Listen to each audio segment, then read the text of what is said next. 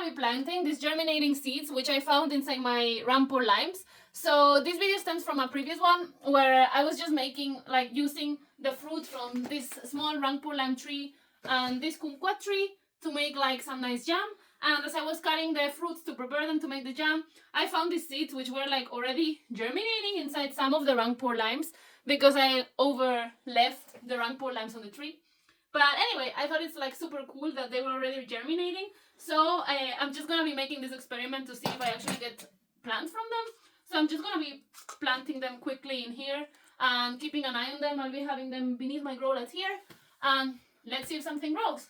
And just so that you know, like, if you actually want to grow a fruit tree, it's normally not the method that is used to grow it from seed, because you cannot guarantee that it's exactly the same tree, that the fruits are gonna be the same, and also it just takes forever. So for example, if you come here, you will see that this kumquat is a graft. So here it's very clearly like the trunk is something, and then here they grafted a branch from an already producing kumquat here.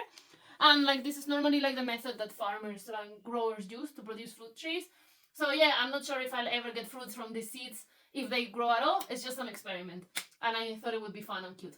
And maybe in 10 years I will get fruits. We will see. But anyway, let's get on to it. Alright, so I'm just making like a super easy soil mix for them. And since citruses want to be like in fast draining soil, because they're often like from, I mean, they're originally from Asia, but they're often also grown in the Mediterranean nowadays. So they don't like to be very moist. They like to be in fast draining soil and a lot of sunlight. So I'm just going to be putting around 50% of normal potting mix in these tiny pots.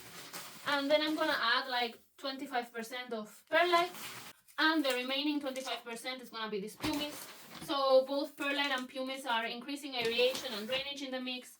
Pumice is a porous volcanic rock with air pockets, and perlite is just very light and also prevents soil compaction. So now that I've measured up my mixtures, just gonna be emptying the pots in here and mixing everything up properly. Look how nice and airy this is looking. So now I'm just gonna fill up the pots without making any kind of like pressure, so like that the soil is quite light in here. I'm just gonna be shaking it a bit.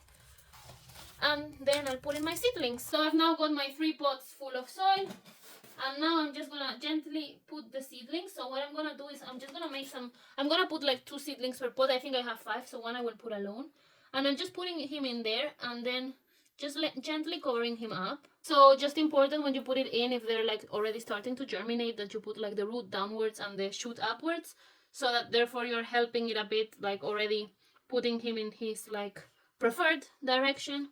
So I'm just putting this one in here as well.